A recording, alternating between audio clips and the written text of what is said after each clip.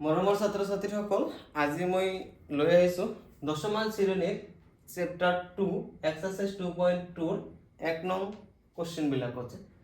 তলত দিয়া দ্বিঘাত বহুপদবোৰৰ শূন্য উলিওৱা আৰু এই শূন্যবোৰ আৰু সহগবোৰৰ মাজৰ সম্পৰ্ক কি কৰিব কৈছে, সত্যাপন কৰিব কৈছে। তেনেহলে আমাৰ এটা দ্বিঘাত বহুপদ দিয়া আছে x² - 2x - কিমান আছে 8।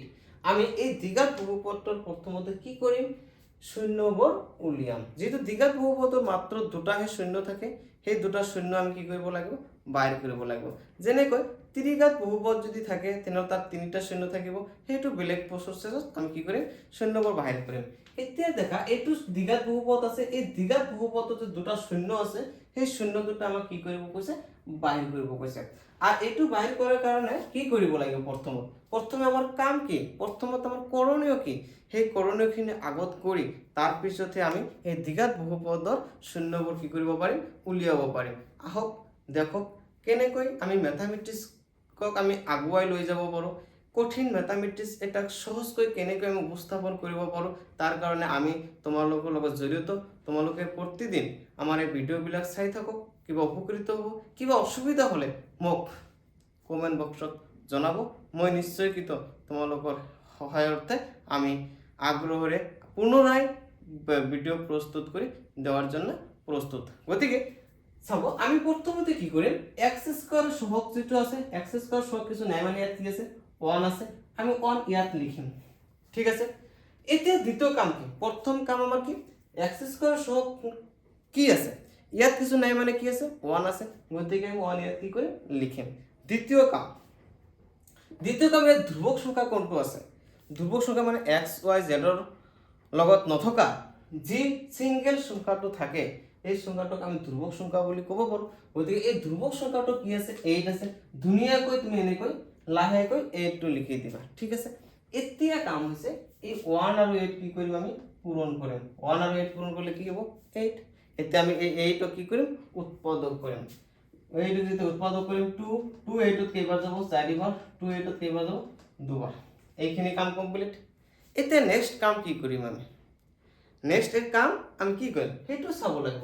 ইয়াত চাব লাগিব চিন কি আছে, মাইনাস আছে নে প্লাস আছে।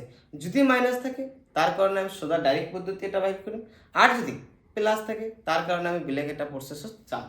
এইটা যে ইয়াত যেহেতু মাইনাস আছে তেনেহলে ইয়াত আমি এই 2 ঠাইত মাইনাস কৰি আমাৰ কি কৰিব লাগিব, 2 কৰিব লাগিব।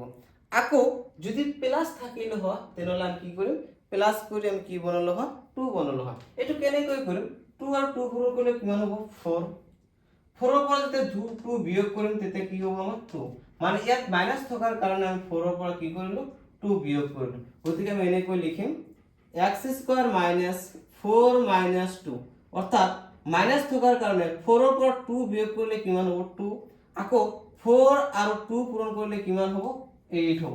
এইটো মনত ৰাখিব লাগিব। মানে এনেকুৱা সংখ্যা ইয়াত লিখিম যি সংখ্যা দুটা বিয়োগ কৰি 2 হ'ব লাগিব, আকৌ সেই একে সংখ্যায় পূৰণ কৰি কিমান হ'ব লাগিব 8 হ'ব লাগিব। ঠিক আছে, 4 ৰ পৰা 2 বিয়োগ কৰিলে 2, আকৌ 4 আৰু 2 পূৰণ কৰিলে কিমান হ'ব 8, মিলি গৈছে। নো টেনশন, অংক পিছৰ স্টেপ লৈ আহক। ইয়াত কি আছে আমাৰ x আছে, x লিখিবা, মাইনাস কিমান আছে 8। ঠিক আছে, এইখিনি লৈ কোনো প্ৰবলেম নাই। এতিয়া দেখা নেক্সট কাম, x² - 4 মাইনাস 4 আৰু x পূৰণ কৰিলে কিমান হ'ব 4x, মাইনাস আৰু মাইনাস পূৰণ কৰিলে কি হ'ব প্লাস, 2 আৰু x পূৰণ কৰিলে কিমান হ'ব 2x মাইনাস 8। এইখিনি আমি পূৰণৰ কামখিনি কৰিলো। এতিয়া আহিব আমাৰ কমন লোৱাৰ কাম। কোনোবা স্টুডেন্ট হয়তো ডাইৰেক্টলি কমন ল'ব পাৰে, কিন্তু কিছুমান স্টুডেন্ট আছে হয়তো কমন লোৱাত প্ৰবলেম হয়। আজি আমি কমন কেনেকৈ ল'ব লাগে তাক আমি শিকাই দিম, যাতে তুমি জীৱনতো তোমাৰ ৰক্ত মাংসৰ লগত যাতে মিহলি হৈ যা, তেনেকৈ আমি কমন লোৱা শিকাম। দেখো আমি প্ৰথমে কি কৰিম, এই দুটা সংখ্যাৰ এই প্ৰথম দুটা টাৰ্মৰ আমি কি কৰিম কমন ল'ম। কি কমন যাব, আমি একোই নাজানো, তেনেহলে কমন তো ল'বই লাগিব। কমন ল'লে তুমি অংকটো কৰিবই নোৱাৰিবা। গতিকে আমি কি কৰোঁ, আগতে কমন লওঁ কেনেকৈ সেইটো দেখো। ইয়াত আছে x² মানে কি লিখিব পাৰে x * x, মানে দুটা x পূৰণ কৰিলে কি হ'ব x²। নেক্সট ইয়াত কি আছে 4x 4x আমি কি লিখিব পাৰো 4ক আমি লিখিব পাৰো 2 * 2 অৰ্থাৎ 4ক এনেকৈ আমি কি কৰিম উৎপাদক কৰিম 4 2 কেটা হল দুটা 2 ইনটু কি আছে x আছে x এতিয়া আমি দেখিম এই দুটা উৎপাদক কৰাৰ পিছত কাৰ লগত কি মিল আছে অনলি কি মিল আছে আমাৰ x মিল আছে ঠিক আছে অনলি কি মিল আছে x মিল আছে গতিকে এই দুটাৰ পৰা আমি কি কমন লম x কমন লম এতিয়া দেখা x যেহেতু কমন লৈছো থাকিল কি আমাৰ অনলি x ইয়াত মাইনাস আছে মাইনাস x ইয়াতে কমন লৈছো থাকিল কি আমাৰ 2 আৰু 2 থাকিল 2 আৰু 2 পূৰণ কৰিলে কিমান হ'ব 4 হ'ব ইয়াতে আমি কি দিম 4 দিম হৈছে ইয়াত তো কোনো প্ৰবলেম নাই নেক্সট আমি এই দুটাৰ পৰা কি কমন লম হেইটো আমি চাম ইয়াতে যেটা আছে 2x গতিকে আমি 2 * x লিখিব পাৰো আকৌ ইয়াত আছে কিমান 8 8ক আমি কি লিখিব 2 * 2 * 2 মানে এনেকৈ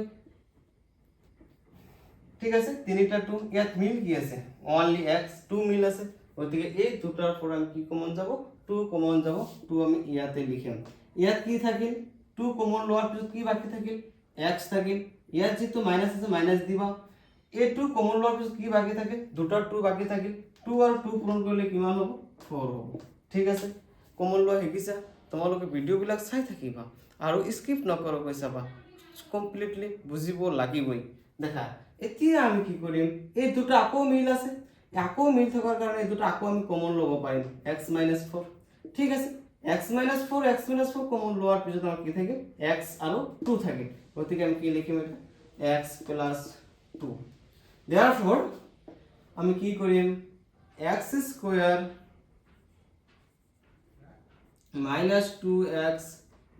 - 8 তোৰ মান 0 হ'ব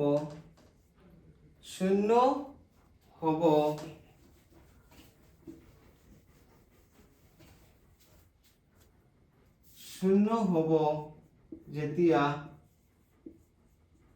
যেতিয়া আমি কি লিখিম x - 4 = 0 আৰু কি আছে এতিয়া x + 2 = 0 এতিয়া আমি কি কৰিম x = যেটো মাইনাস আছে ইকুৱেলটো হেবলে গলে কি হ'ব প্লাসৰ হ'ব আৰু প্লাসৰ থাকিলে মাইনাস হ'ব গতিকে ফালে আহিব 4 সিমিলাৰলি x এফালে প্লাস আছে ইকুৱেলটো হেবলে গলে কি হ'ব -2 এতিয়াটো আমি আমাৰ দ্বিঘাত সমীকৰণৰ ক্ষেত্ৰত আমি আগৰ ক্লাছত আলোচনা কৰি আহিছিলো দ্বিঘাত সমীকৰণ মানে কি ax² + bx + c এই সমীকৰণৰ ক্ষেত্ৰত alpha plus beta equal formula আছে -b/a অর্থাৎ -b মানে x এর সহগ কার আগত আছে b হৈছে x এর আগত থাকার কারণে x এর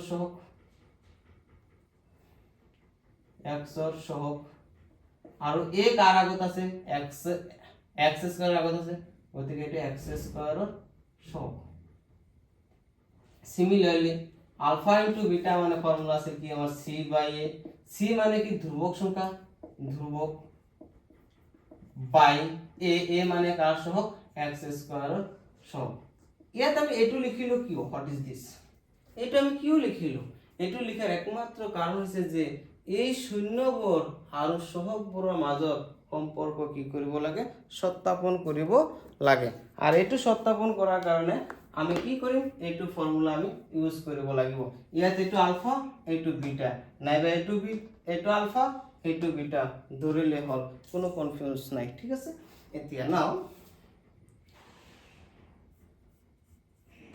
now alpha plus beta alpha মানে কিমান আছে 4 প্লাস বিটা মানে কিমান আছে -2 এতিয়া আমি কি কৰিম 4 প্লাস আৰু মাইনাস পূৰণ কৰিলে কিমান হ'ব মাইনাস 4 ৰ পৰা 2 বিয়োগ কৰিলে কি হ'ব 2 থাকিব